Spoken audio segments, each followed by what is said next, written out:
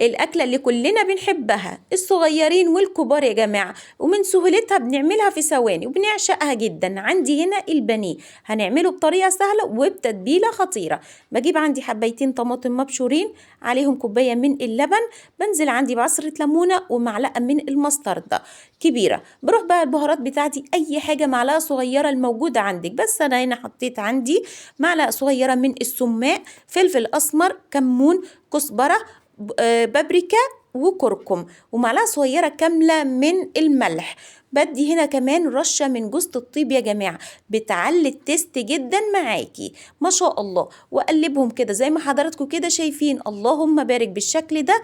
واديها كمان معلقة كبيرة من الزيت يا جماعة ما شاء الله. وبروح نازلة عندي بقى ايه بخليط عندي من البانيه على التتبيلة الخطيرة دي. انا حطيتها في التلاجة يا جماعة، سبتها لمدة ساعتين، خلت الطعم اللهم بارك. تاكلي كده حتة البانيه بجد تستمتعي بطعمها الخطير ما شاء الله. هنا بقى طلعتها بعد ساعتين يا جماعة، شايفين اتشربت ازاي وقد ايه طعمها مميز جدا. بروح جايبة عندي كوبايتين كده من الدقيق، لو احتاجتي تزودي تاني مفيش اي مشكلة خالص.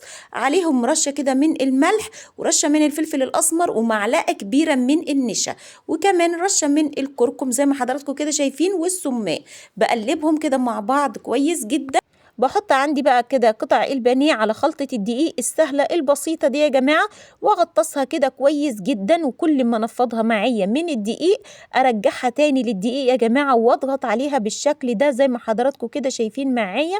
هتديني الطبقة اللي انا عايزاها علشان تديني القرمشة ما شاء الله، بدون بقى بقسماط ولا اي حاجة خالص، ولا فيجيتار ولا اي شيء يا جماعة ما شاء الله، ولا بيض ولا اي تكلفة خالص تكلفك علشان تعملي البانيه. هنا بقى بحطه عندي في زيت سخن على نار متوسطة يا جماعة، بسيبه يستوي معايا بالشكل ده. شايفين أول ما خد اللون الفاتح ده بقلبه، بس بعد كده هقلبه تاني على نفس اللون ده يا جماعة، عايزاه يتحمر كمان. شايفين القرمشة اللهم بارك، حاجة كده روعة ما شاء الله. هنا بقى خلص كل الكمية بالشكل ده معايا. هنا بقى بجيب عندي لتر مية، بحط عليهم معلقتين كبار من التمر البودر يا جماعة، ده موجود عند العطار، عليهم كوباية صغيرة من السكر، وأقلب كل المقادير كده مع بعض بالشكل ده، وأسيبه عندي على الرخامة لمدة 3 دقايق يتقل معايا. وبعد كده هصبه معايا في الكوبايات بالشكل اللي حضراتكم هتشوفوه دلوقتي. بيبقى طعمه مميز جدا والسكر دايب فيه خطير. تعالوا بقى نجهز سفرتنا. هنا بقى عندي البانيه خلصناه، وكمان عملنا جنب منه احلى مكرونه محمره واحلى سلطه. تعالوا بقى شوفوا المخلل المشكل بتاعي.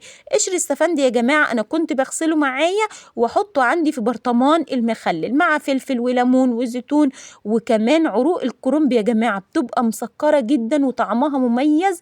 احلى مخلل واغلبيتنا كلنا عارفينه ما شاء الله. اتمنى حضراتكم تقولوا لي ايه رايكم في احلى فطار خفيف وسهل وبسيط جدا وموفر لينا كلنا. كل سنه وحضراتكم طيبين، والسلام عليكم ورحمة الله وبركاته.